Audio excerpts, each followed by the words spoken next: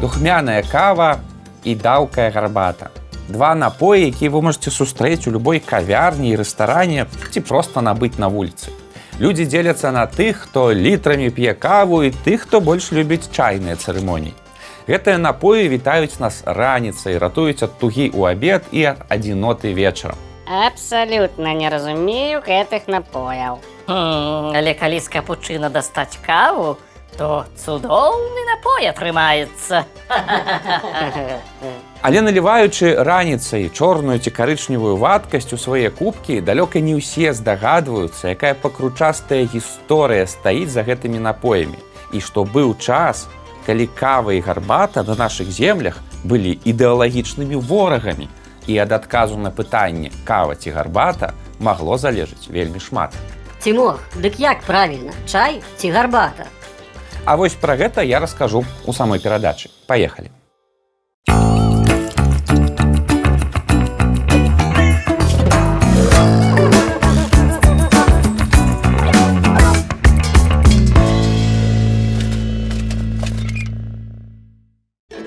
Давайте пачнем з кавы. Радзімай гэтага напою лічыцца Эфіопія. Людзі вельмі даўно зразумелі танізавальны эфект гэтай расліны, але спачатку кававыя ягады проста жавалі. Но ўжо пазней хтосьці дадумаўся іх абсмажыць і запарваць. Гэты хтосьці, хутчэй за ўсё, жыў на Аравійскім паўвостраве, таму што першай краінай, якая зведала на сабе масавы эфект кавы, стала Асманская імперыя. Лічыцца, што арабы і далі назву гэтаму прадукту. Па адной з версій яна пайшла ад слова «кахва», што значыць «той, што адганяе сон». У 16 стагоддзі кава паступова набірае ўсё большую папулярнасць. У 1555 годзе у Канстанцінополі адкрываецца першая кавярня.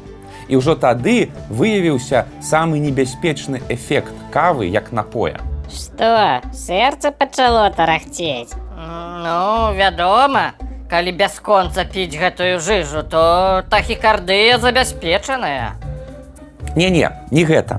Быў яшчэ больш небяспечны эфект. Аказалася, што кава аб'ядноўвае. Чаго?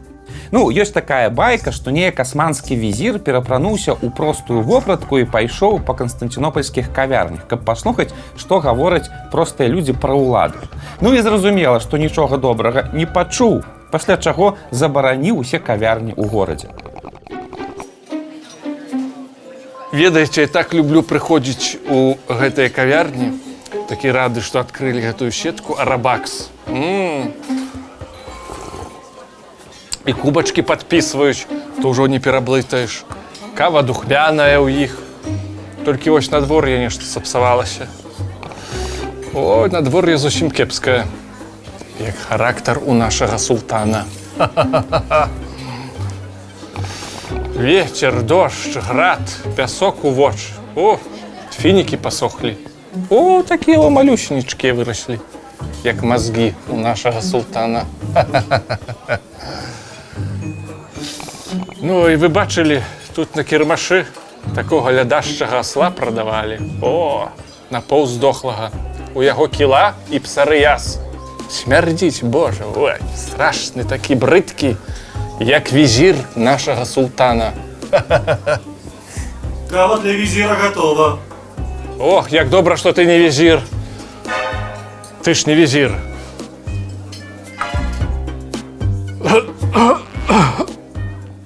Ну, пра фінікі я мог бы і прамаўчаць.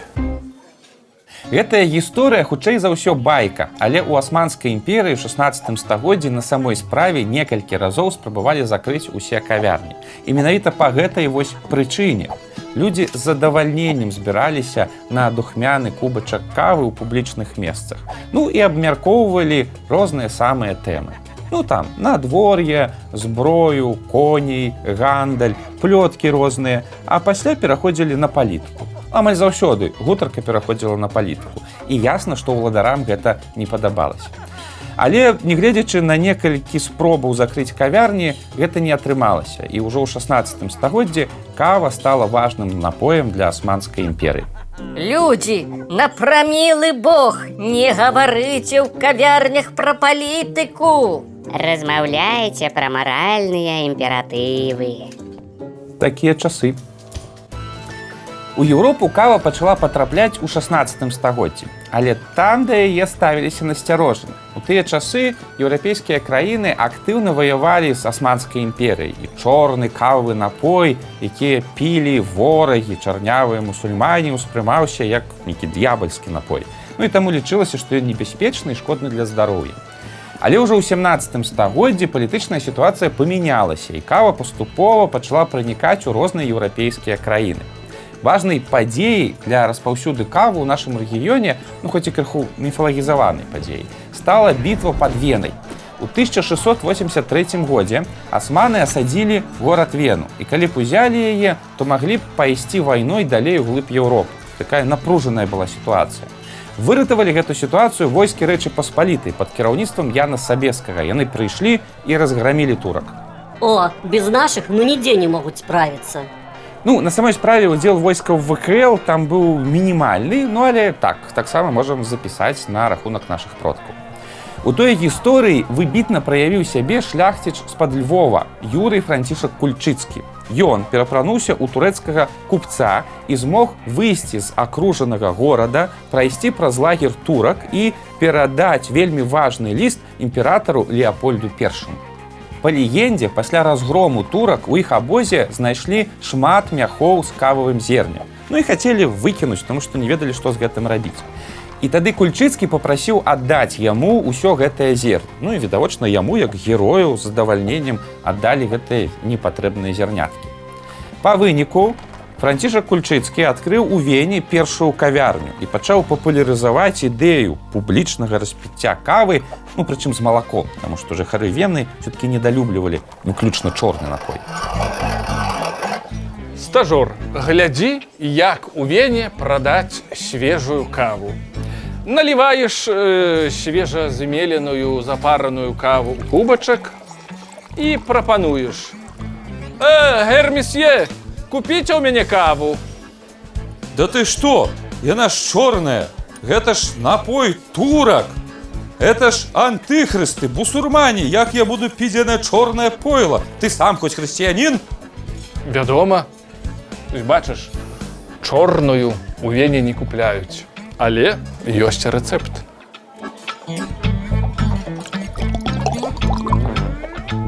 Шановны гер-месье, купіце ў мяне каву. Дайце пакаштую. Цудоўна! Самому Моцарту аднойчы спадабаецца. Дзякуй, шановны. Вось бачыш, вучыся. Кававы расізм непераможны. У Еўропе кава аказвала на людзей такі ж эфект, як і ў Асманскай імперыі. Яна адганяла сон і аб'ядноўвала. Раней людзі збіраліся ў шынках. А што падаюць у шынках? Толькі алкаголь. А пад алкаголь добра песні пець ці адносіны высвятляць, але не гаварыць на сур'ёзныя тэмы. А вось пад каву сама тое.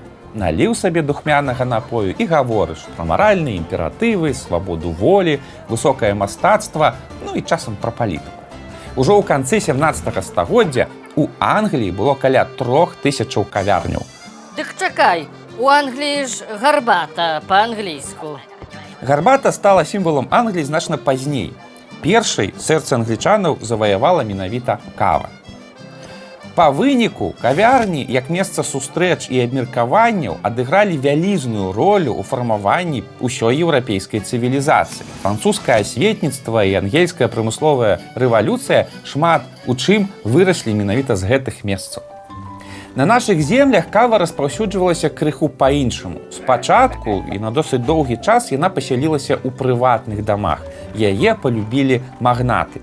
У нас ёсць дадзеныя, што, напрыклад, Радзівілы і Ягінскі ў 18 стагоддзі трацілі немалыя грошы на закупку кававага зерня і куплялі яго сотнямі кілаграмаў.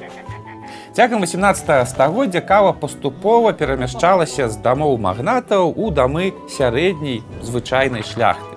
Адам Міцкевіч у пані Тадэвушы падрабязна апісваў рытуалы, звязаныя з кавай у дамах шляхты. Існавала асобная пасада сярод прыслугі, кавярка, жанчына, якая гатуе каву. Каву пілі найчасцей з малаком, вяршкамі ці са смятанай. чорную каву пілі толькі вайскоўцы. А можна пытанне? Ну, можна. А калі карову напаіць чорнай кавай, то яна дасць вядро капучына? Я не спрабаваў, але можа быць. Дарэчы, наконт кароваў і сельскай гаспадаркі. Паступова кава пачала патрапляць і ў сялянскае асяроддзе. Але з-за дарагавізны тавару сяляне не маглі піць чыстую каву, і таму часта замянялі яе збожжам ці нават жалудамі. Так паўстала збожжавая кава. Але ты, кум, мяне здзівіў. Адкуль у цябе, звычайнага селяніна, кава? Яна што, з жалудоў? Ну, з якіх жалудоў? Дзе ж я такога госця, як кум, буду жалудовай кавай паіць? Дык што, сапраўднае? Ну, як сапраўднае? Ты паслухай. За марамі, акіянамі, далёка на ўсходзе, каву робяць з какашак. Да ну, як з какашак? Ну, там такія малпачкі ёсць, лазяць па дрэвах, дык ім скармліваюць зерне кававае. Гэта пазней закісае ў іх у кішках. Ну і пазней яны плюм-плюм-плюм. Што плюм-плюм-плюм? Ну, аблягчаюцца. Гэта бяруць на патэльню так, абсмажваюць і каву з гэтага робяць. Ага. Такая атрымліваецца далікатная з кіслінкай. Чуеш? Чую! Фу! Дзе ты малпу ўзяў? А, у мяне каза, яна і без зёрнаў спраўляецца. Пад канец 18 стагоддзя кава на нашых землях паступова пачала выходзіць у людзі. У 1770-х гадах з'явіліся першыя кава-хаузаны, ну так іх на нямецкі манер называлі, у Гародні і Слонімі. Але менавіта ў гэты момант, калі кава ў нас пачала станавіцца масавай і публічнай з'явай, здарылася катастрофа. Адбыліся падзелы Рэчы Паспалітай. Была знішчаная дзяржава, пасыпаліся палітычныя інстытуты, ну а за імі пачалі ламацца розныя традыцыі і звычаі.